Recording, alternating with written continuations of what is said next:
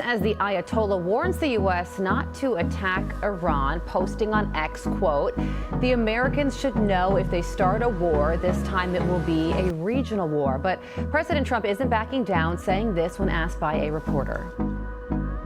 On Iran, the Supreme Leader today said that U.S. attack could spark a regional war.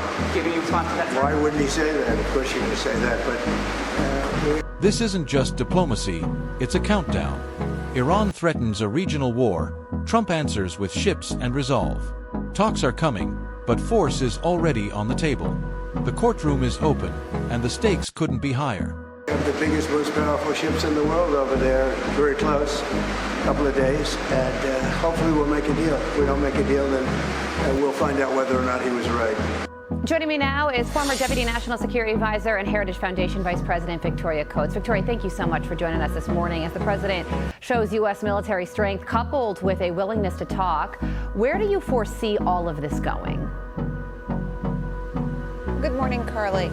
Yeah, I think it's going to take more than an X post to prevent President Trump from taking whatever action he decides is in the interests of the American people.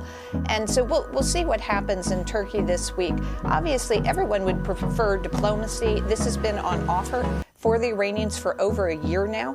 They didn't have to have the 12-day war in June, which they lost by every conceivable metric, disastrously for them. And so if they're now in a condition where their economic mismanagement, the disaster that's going on in that country is so severe that they're actually willing to make significant concessions to the United States, particularly on the nuclear file, there's no harm in having a discussion about that.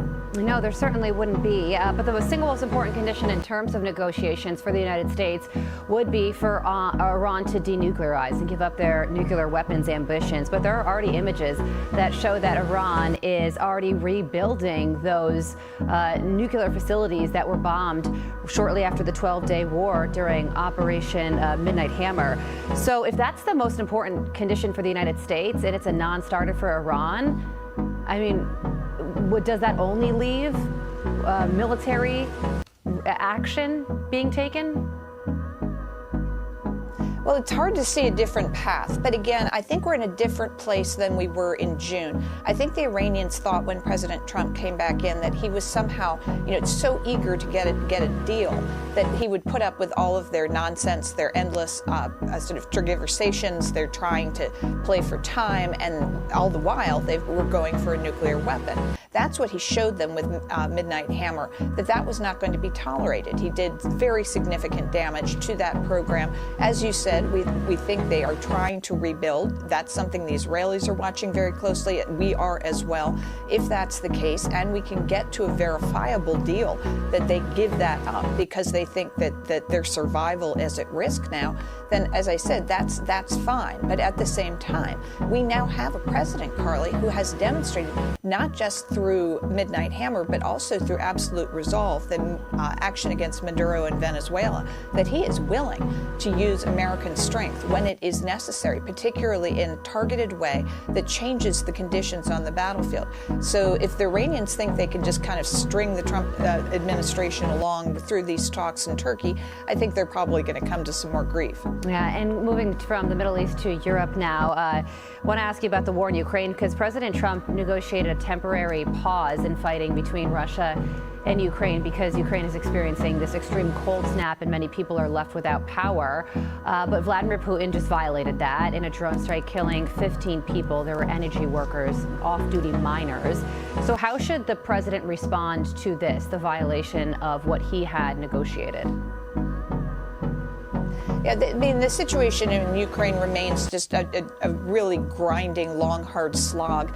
And I think we saw some positive steps in terms of the trilateral talks that took place. Hopefully there'll be another round of those to come up.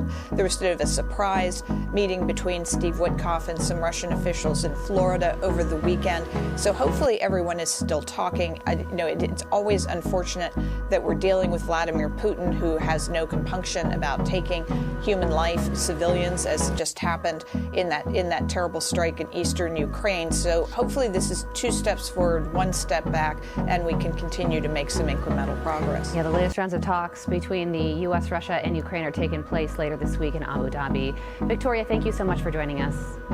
I'm Steve Doocy. I'm Brian Kilmeade. And I'm Ainsley Earhart. And click here to subscribe to the Fox News YouTube page to catch our hottest interviews and most compelling analysis. This is the Trump doctrine on trial. Talk backed by force.